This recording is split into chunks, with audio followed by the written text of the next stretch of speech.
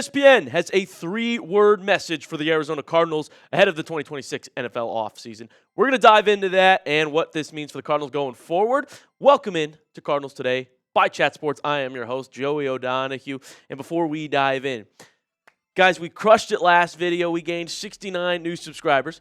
Nice. Can we beat that number today? I have faith that the Cardinals fans can. It is totally free, okay? So you don't need to be cheap like your owner is. Hit that subscribe button, and I'll make Cardinals content for you guys for free, multiple videos a week, news, rumors, free agents that they're going to sign, draft targets. There's a lot going on with the Cardinals right now, and biggest of all, trade rumors. Who does Mike LaFleur want as his quarterback? Hit that subscribe button so you don't miss where direction the Cardinals are leaning in. So ESPN tried to sum up the Cardinals offseason going forward here in just 3 words. It might not be the words you want to hear. They said reset and reboot. Here is exactly what ESPN had to say about the Arizona Cardinals, and then we'll talk about my take and what you guys think about it too. But basically, Arizona hit the reset button on its rebuild yet again by firing Jonathan Gannon and hiring Mike LaFleur. That means everything is up in the air, including what the Cardinals will do at quarterback. Either LaFleur will be allowed to decide if he wants to work with Kyler Murray, or that decision will be made for him by the powers that be. Regardless, LaFleur will have to place his fingerprints all over the building, from his roster to the culture and everything in between. Restarting another timeline for an organization that just came off a 3-year span that was supposed to result in a rebuild. My first thought of the matter is I don't want to deal with being mediocre again. Kind of sucks that you're telling me we're blowing it up again. We're going to have to sit through another losing season, is what ESPN is trying to tell the Cardinals fans here, right now. I guess maybe I'm just nostalgic, but Cardinals just made the playoffs in 2021. And it's been losing season since. You know, we've watched the Cardinals play in a Super Bowl in our lifetime. And now we're sat here talking rebuild after rebuild after rebuild. And I just don't want to have to deal with that. I don't want to have to sit through it. The next part of it, though, is trading Kyler Murray, right? That being on the table. If you haven't watched my last video, go check it out. It is best for the Cardinals to trade Murray. Money-wise, future-wise, it's the best decision. He's aging. You know, I'm not calling him old for being 28 years old, okay? He's close to 30, but no, he's still a player that could be in his prime, potentially. But for Murray specifically, coming off an injury, and the Cardinals actually save money by trading him. That's right. They could save around $35 million in cap space by trading Kyler Murray.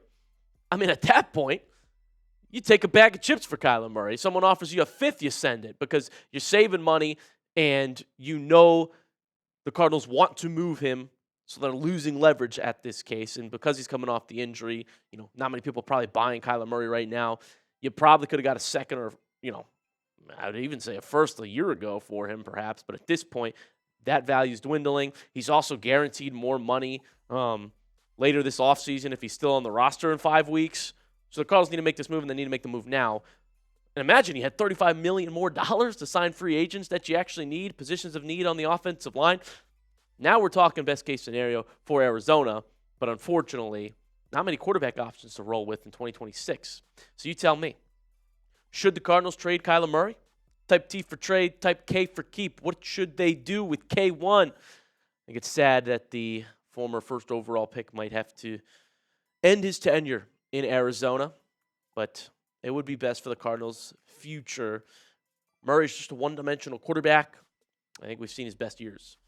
As for LaFleur, I like the hire a lot. As you guys may or may not know if you have watched my videos yet, I loved them when they hired Mike LaFleur. Based on their options, based on when it came down to, I think he's a successful offensive mind.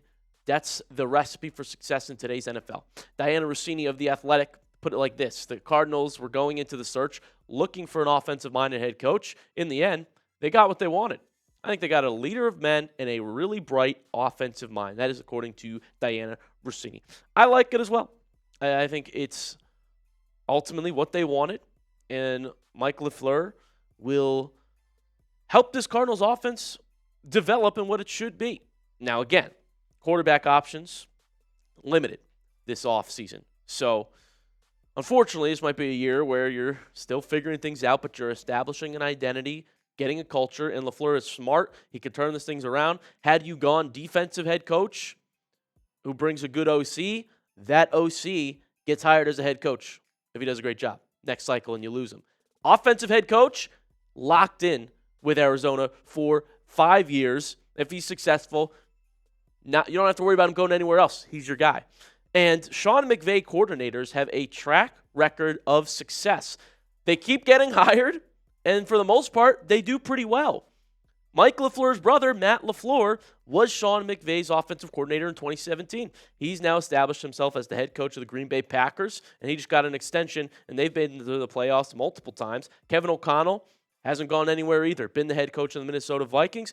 He was the Rams offensive coordinator in 2020 and 2021.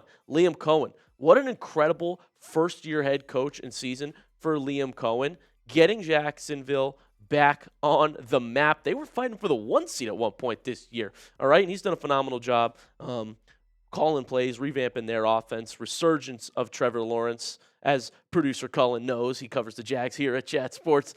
He was the Rams offensive coordinator in 2022.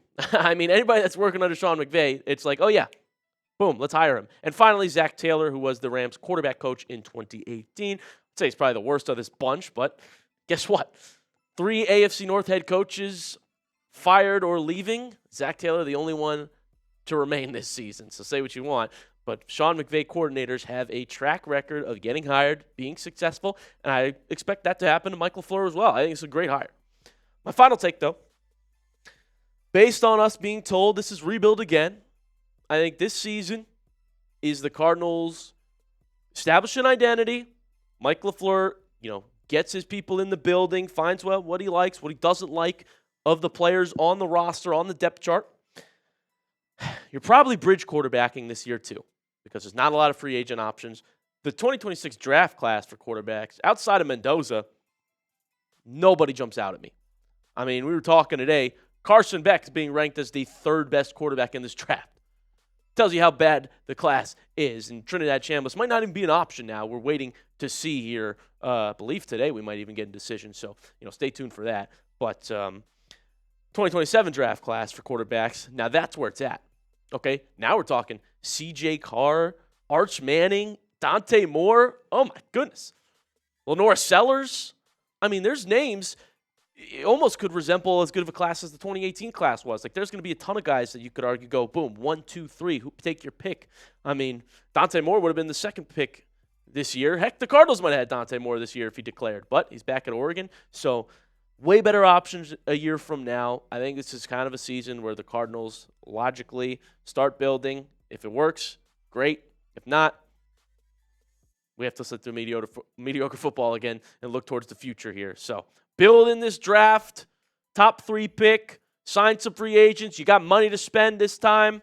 Get moving, get working, so that when you do bring your franchise quarterback in here, all the pieces are set. Everything's in play. You got your offensive coach, got your offensive mind that LaFleur is going to call the plays, build up the offensive line, and we'll be good to go here. It'll be a quicker rebuild than ESPN is telling us. I promise you that, Cardinals fans, if they make the right decisions. So, how quick? Call it. Are the Cardinals going to win a Super Bowl in your lifetime? Type Y for yes, type N for no. Feel free to put your age if you want. I won't make anybody out themselves or date themselves, but how long are we talking here? Will the Cardinals win a Super Bowl in your lifetime? I'm going to say yes. Okay? I think it would be embarrassing if they don't in the next 60 years or so. So you tell me, though, in the comment section. And also make sure you hit that subscribe button. Like I said, it is totally free, and I've got you covered with everything Arizona Cardinals, news, rumors, the latest. What are they doing? What are they trying to do? I'll tell you guys about it. So hit that subscribe button, and I'll see you next time.